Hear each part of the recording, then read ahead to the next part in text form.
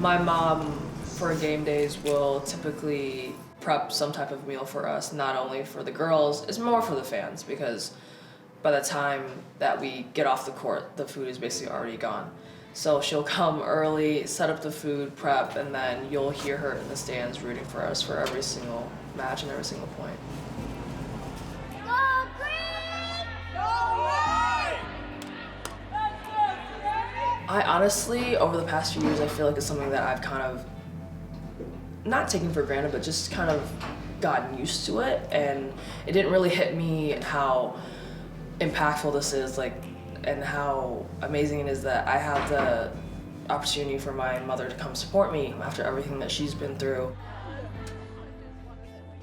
My grandparents and most of my immediate family was born in Vietnam, so my mother, 2 aunts and my uncle were born there. My grandfather fought in the war for the South with America, and they wanted to escape, and that was obviously not a very easy process. It was one night, out of nowhere, I was waking up in the middle of the night and said that we're leaving. I have no idea what's going on.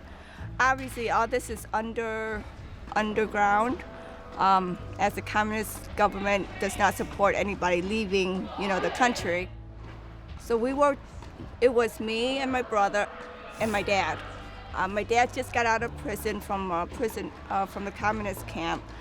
And all he knows is that he has to leave. We got onto a small wooden boat to go to a bigger boat. But it was a bigger wooden boat. It was 100 and some odd people, all cramped up, literally like this. And we were adrift for 3 days and 2 nights. And there was no water, and you can't move, because if you move, you lose your spot.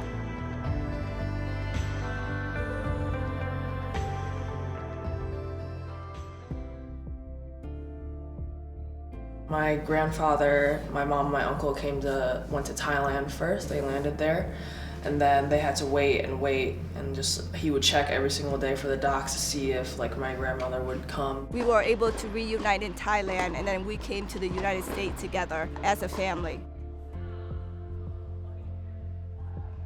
When I started her, it was just through a park and rec, and she was 4 and a half, a little bit younger than Victoria. And she kept on saying, throw me some balls. I don't want to go home and throw balls after work. But she kept on nagging, and so we're here. I got some balls. I fed her in the driveway. And then the following spring, I got her a tennis coach.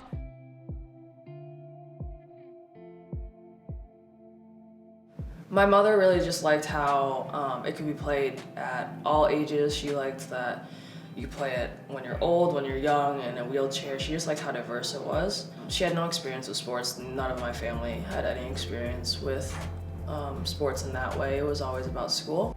When she put me in, it was just give me some exercise, really. Help me venture out and try new things, really.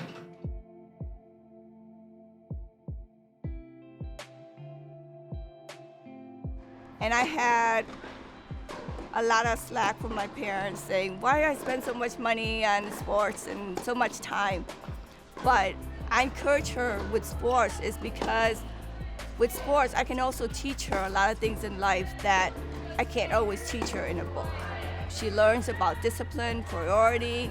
She learns about teamwork and making sacrifices. All that stuff. It's all good in a book, but you can't really apply it.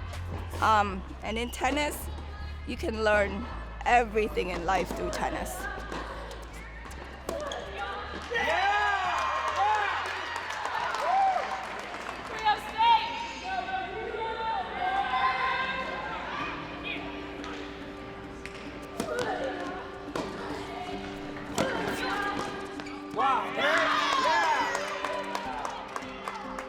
It means so much. I realized that I wouldn't be anywhere without her. Without her support, I would just crumble under pressure. But I have that strong role model to look for, and the fact that she's so invested in my success and the enjoyment of my life and playing tennis and stuff, it means a lot. Like, it's not only my hard work that paid off, it's hers. Like, she put in those hours too. To see her, mature and understand and learn the game and get better, it's just extremely rewarding. And for her to be here at state and contributing is something beyond my wildest dreams. My mother was always the main source of light in my life. Like, she pushed me in everything that I did in terms of academics, in terms of school, in terms of just developing into a strong woman. I spent a lot of time with her. So, like, my father wasn't really around at that time. It was always my mother. So she took me everywhere, like from babysitting to school to picking me up for practice, whatever it was, whether it was tennis or soccer or piano lessons or whatever. And looking back, what I remember most is her unrelenting effort to give us the best life that we can. To be honest, if I wasn't here, I don't know what I would be doing in Vietnam. My dad said I'd probably be a seamstress, because that's all that we could do. Or be in the meat market and learn my mom's trade, which is she's butchered and sold meat. So that's probably what I would be able to do. I tell her about it, and I told her never to ever take anything for granted, because what I have to go through to get here, and then when we get here, my parents didn't know any English. They didn't know how to help me to get through school. I was able to have to fight all through all that on my own.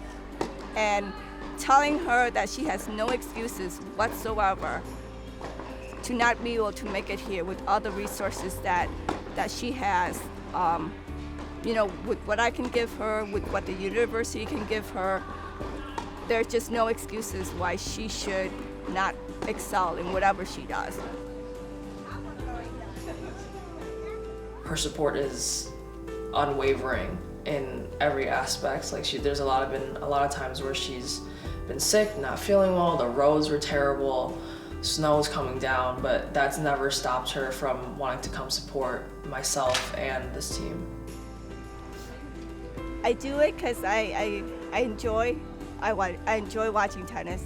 I enjoy watching the girls play. All the girls compete here. And we have such a great program here, and we're building, and I just want to be a part of it.